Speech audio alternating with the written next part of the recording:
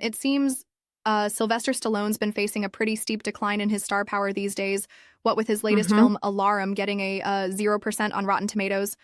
Absolutely. And that's not just about one bad movie. It kinda encapsulates this whole ripple effect of his career now, right?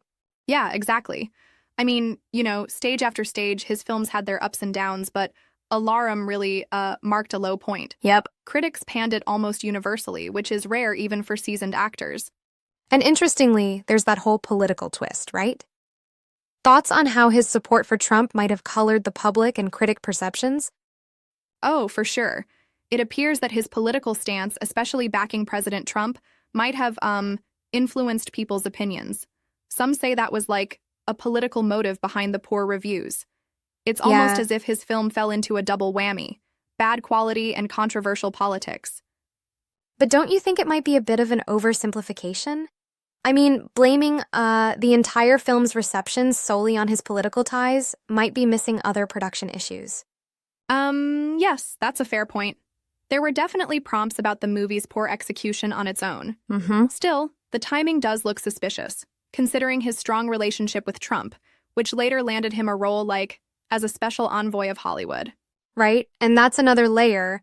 It seems his association with Trump doesn't necessarily sit well within Hollywood's largely liberal circles.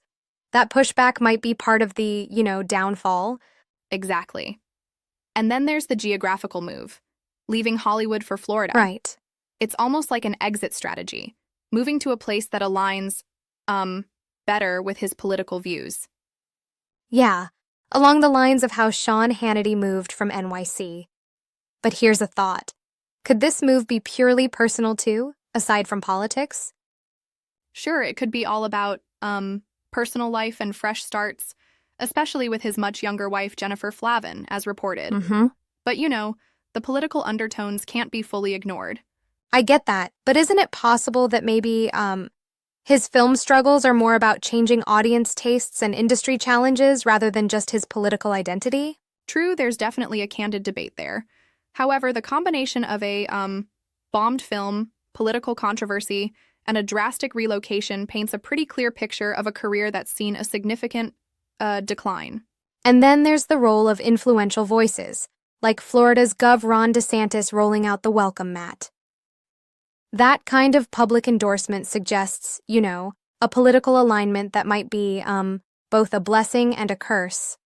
Absolutely, it's like he's trading one set of expectations for another. Hollywood Yeah. wasn't too kind on him after his political declarations, so Florida appears to be a refuge where his views are more, embraced. Right. And while that might offer him some solace, it probably doesn't help his standing in the film industry, as Hollywood connections are crucial. Exactly. Stripping away his Hollywood ties probably makes it tougher for any career recovery. It's like living in a bubble. Great for personal beliefs, but isolating for professional opportunities. Mm-hmm. It's a tough call, really. And, do you think Stallone can bounce back from this? Or is he destined to be remembered more for the controversies than his earlier iconic roles? Oh man, it's a tricky situation. His legacy as the Rocky star is, timeless in many ways, but current events ripple and shift public perception fast. It Yeah. seems like the window for a major comeback might be closing. Seems like we're coming to a close here. It's a fascinating meltdown that really touches on film quality, politics, and the ever-changing nature of celebrity culture.